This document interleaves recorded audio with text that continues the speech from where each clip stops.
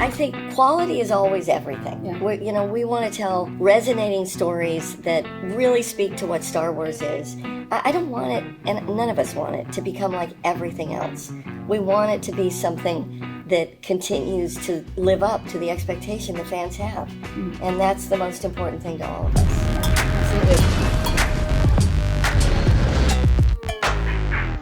This video is brought to you by the #1 website builder, Squarespace. We start the final episode of this very slow-moving show, where very little happens. We start with Morgan informing Thrawn that the cargo transfer is complete. Grand Admiral, the cargo transfer is complete. Even though it's clearly not, as we can see them still moving the cargo onto the ship in the background. Obviously, the video projection they'd made for the background didn't quite fit what they were saying, but screw it. We're going to use it anyway. Because 10 minutes later, they're still moving people on. Anyhow, what the cargo is, that never gets explained. There are hints at the end, but for a show where very little has actually happened, they could have expanded on multiple ideas, to make a show. And it's not just the contents of the cargo that is a mystery. We don't know where it's coming from. We don't know where it's been stored. We don't know why it wasn't stored on the Star Destroyer. But most of all, we have no idea why they decided to wait for the lifesaver galaxy hopping ring to turn up to start loading the cargo. The witches knew that Morgan was on her way to the planet.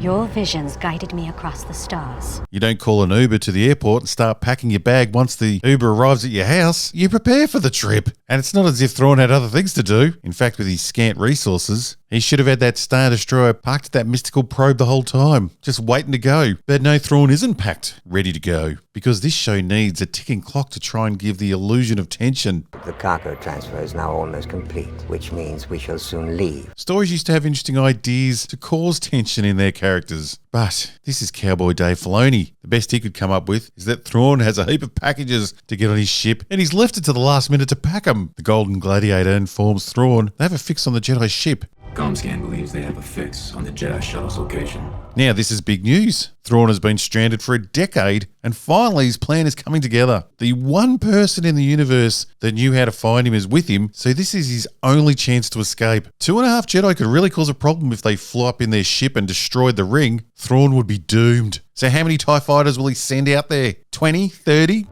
Dispatch 2 TIE fighters. If 2? Why 2? Does Thrawn understand the gravity of the situation? I think not. But this is not the first time we have seen writers forced to ignore their own story to create a little escape for their heroes. Dispatch 2 TIE fighters. We have seen this exact situation before in the what some people call the greatest Star Wars movie of all time, The Last Jedi. That's impossible. When Snoke was chasing the Rebel fleet and had the chance to just wipe them all out, he literally sent Kylo and 3 TIE fighters. His big chance to finish off the Resistance, and he only sends 4 ships. The entire Resistance. Soon they will all be gone. Was Snoke low on resources? No. That time it was the Rebels that were low on resources. Because in Disney Star Wars, one side always has to be low on resources. They won't last long burning fuel like this. Snoke had resources coming out of his wrinkly old lady ass. He had thousands of ships at his disposal, and part of what we loved about the Empire was how disposable they were with ships and people. Asteroids do not concern me, Admiral. I want that ship. But not Snoke, and not Thrawn. Dispatch 2 TIE fighters. Snoke and Thrawn's main skill is keeping the lazy plot going. Even I fell victim to the heroics of a single Jedi. Never again. Come on, man, if that's the case, there were 2.5 Jedi on their way this time. Send more ships. The witches give Morgan a gift. Crap gift. What the witches are getting out of this deal is a mystery, like the mystery of where they come from and what they're trying to achieve. Well, we know that they're just here because June has witches, and Filoni couldn't come up with an original idea to save himself. The gift they give Morgan is, I think, magic powers and a conjured up magic sword. Yes, I am still talking about a Star Wars show. You haven't accidentally clicked on the Disney Plus Merlin show review. This is modern Star Wars. This new powerful Morgan with the magic sword could really be an interesting sidekick for Thrawn. I look forward to seeing her use her magic powers and slicing people up with that magic sword in Season 2. Oh, shit. The Jedi, the Witch, and the Warlord. What a wanker. The main thing you should probably do when you have the writing skills of a child, and that's not a very bright child, is not remind the audience of stories with great writing. But don't stress, Dave will be fine. The Disney Star Wars fans won't know The Lion, the Witch and the Wardrobe. And if they do finally discover it, wait till they find out that it's really popular and two of the heroes are girls. And the villain is a chick. How the hell did that happen? Girl power in 1950. That's going to open the eyes to some Disney simps that think Disney's leading the way with their female leads. Seeing as the fate of the galaxy and billions of lives rest on stopping Thrawn, it's going to be super exciting to see how our band of Jedi are rushing full force to get to Thrawn to stop his escape. With Ahsoka being so smart, she must be racing to get to the ring to destroy it at any cost, even if she has to sacrifice her life.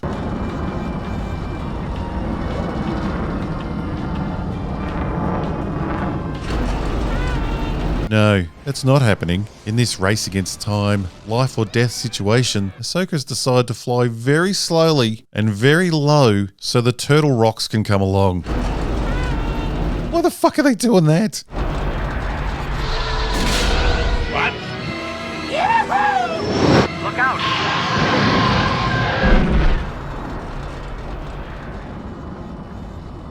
But again, like most of the series, this slow journey with the rock turtles is never explained. It can't be explained because it doesn't make any bloody sense. What are these rock things going to do if they come along? And why would you risk Thrawn getting away to bring them along? Why are they invested in the fight?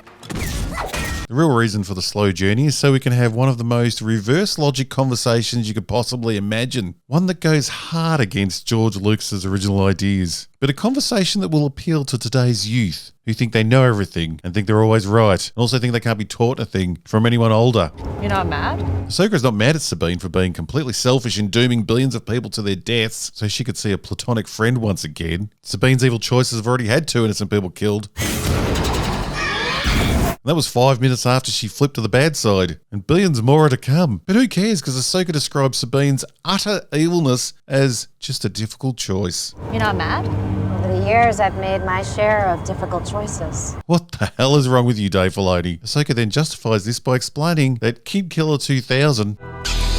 Anakin always stood by her. The guy that turned into Darth Vader and helped to wipe out all the Jedi is her example of a good master. Seriously, how far are we twisting this Star Wars story to make Vader the good guy? Can we just remind everyone that Anakin was never the good guy? I killed them all. They're dead.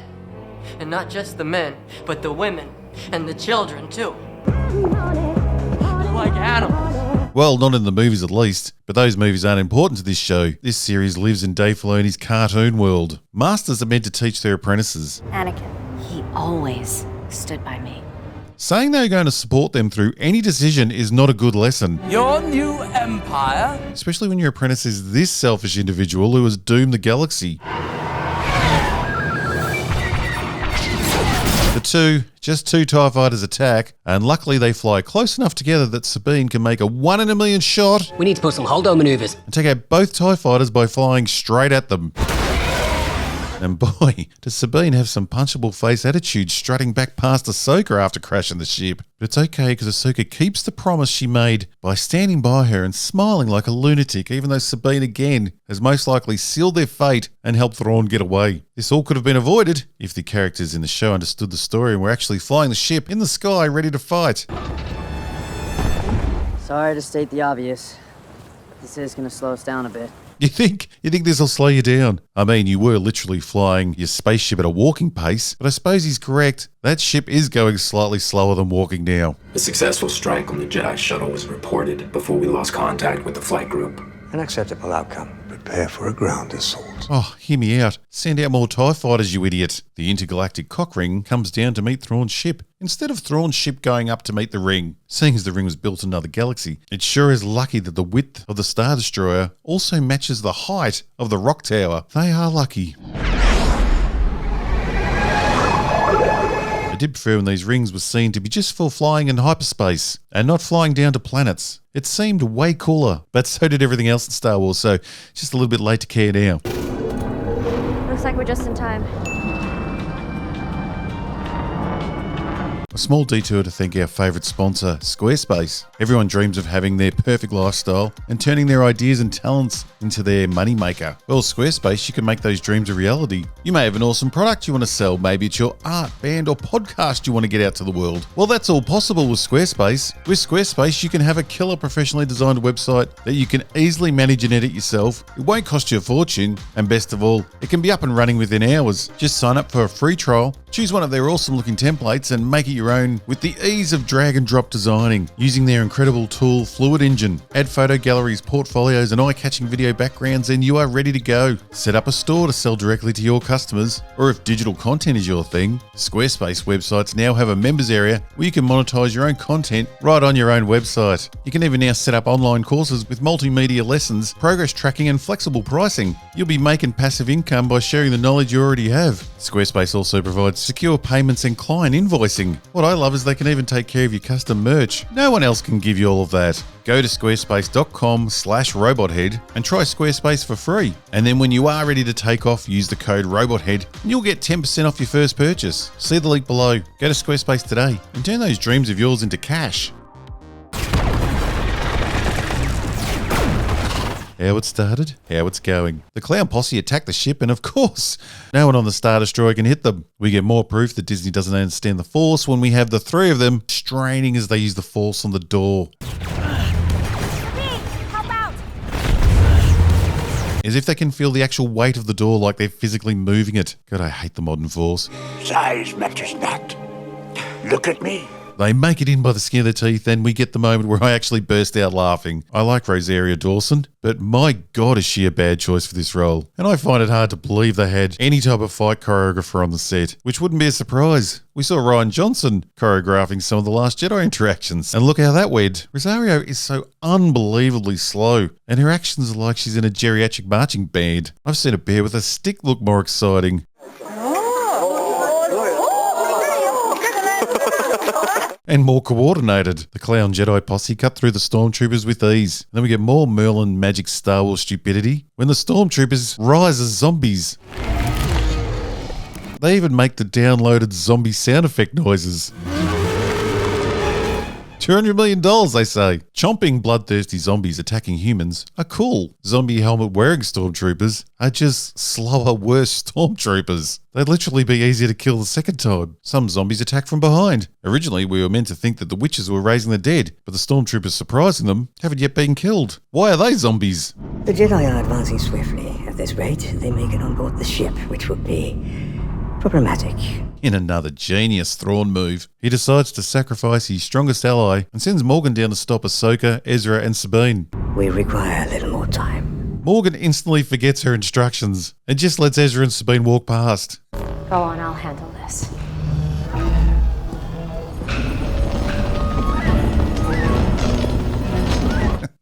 Thrawn's going to be so mad. We get more slow geriatric Ahsoka twirling her lightsabers like pom-poms. Then Sabine masters the Force quicker than Rey Palpatine.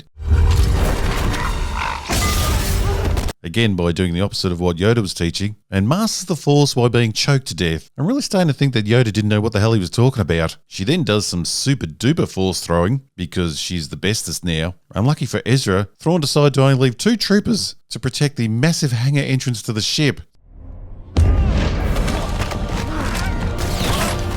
Thrawn really has the Dr. Evils about him. Wait, aren't you even gonna watch them? They could get away. No. I'm going to leave them alone and not actually witness them dying. I'm just gonna assume it all went to plan. What? Except, Dr. Evil was a comedy character. The zombie stormtroopers forget they are mindless killers and literally just stop and stand there watching the 2 women fight. Cat fight? Yeah, cat fight. Sabine walks up in plain sight and no one sees her approaching. I am smack dab in the middle of a good old-fashioned catfight. She starts blasting and the zombie stormtroopers take turns shooting back, making sure to never fire when they have a clear shot of her back. She even has this one great move where she somehow just walks past them and then kills them. Morgan gets the chop. So much for her new powers. She didn't seem to do any better than she did the first time she fought Ahsoka. That was before she had the magic powers and magic sword. We get a cliche jump off the edge moment. Never seen that before. Usually people know what's down there before they actually jump. But not these two. What Want to get out of here? I'm right behind you. Thrawn and Ahsoka flirt across the intercom. I regret we haven't met face to face. And then Thrawn calls Ahsoka a Ronin. Where a Ronin such as you belongs. Which is a type of samurai who had no lord or master, and in some cases had severed all links with his family or clan. That's not like calling someone a warrior, a general term that is commonly used to describe many different types of people. Ronin is a specific name in a specific culture. He may as well have said she was a fine Roman gladiator. Oh, this drives me crazy. That's not how you write fantasy science fiction. It doesn't work that way. Where a Ronin such as you belongs. And I know there are people out there that will never understand why that line is so ridiculous. And sadly, a lot of those people work at Lucasfilm. It's interesting that Ahsoka's using her spaceship to attack the space ring, because she literally could have done that at any time. Thrawn blasts his way out of there, somehow stumbling backwards into success. Thanks to the heroes being dumber than him, Ezra puts on a stormtrooper outfit, hides out on Thrawn's ship for the duration of the whole trip back to his galaxy. He then steals a ship, somehow escapes Thrawn's Star Destroyer, and finds his way to the green monster who wears leather shorts on her head. Surprisingly, his amazing survival and escape all happens off screen, and then strangely he risks being blasted out of existence by exiting his ship still wearing the stormtrooper helmet, because as we have established, this guy is a moron. Not Ezra, Dave Filoni. These are the only two shots we get of the best characters in the series, and neither of them got one line of dialogue in the final episode. Did well, did I? Thrawn got away. And thanks to you, Ezra got home. We finished this very dumb series with Ahsoka again comforting Sabine about her decisions. Decisions that undid everything Ezra had done. Decisions that allowed Thrawn to return to reignite the Empire and bring certain death to men, women and children on many different planets. Decisions that also left them stranded in a different galaxy where they can't warn anyone about the approaching doom. And for all they know, Ezra was blasted to death 2 minutes after boarding Thrawn's ship. I hope. But, you know, Ahsoka's going to stand by her. Ezra's where he needs to be. And so are we. The importance of getting Ezra home, to whom and where, we don't know, is never explained beyond he's just someone that they both know. Ahsoka stating that her and Sabine are where they should be makes absolutely no sense in the context of the story, unless there is some anti-lesbian law keeping them apart in their home galaxy, but Andor showed that that's not the case. Ahsoka and Sabine just swap places with Ezra, and as a bonus they unleashed Thrawn onto everyone they know. What an incredibly well-constructed story. What is it? Nothing. And as one last key jangle for the Disney Sims, we get Force Ghost Anakin. In this show we have had World Between Worlds in Ahsoka's head Anakin, video highlights replay Anakin, and now Force Ghost Anakin. Fuck this show. There's pandering to your audience with fan service. A Jedi's weapon deserves more respect. And then there's just given the whole audience a reach around. Ezra's where he needs to be. And so are we.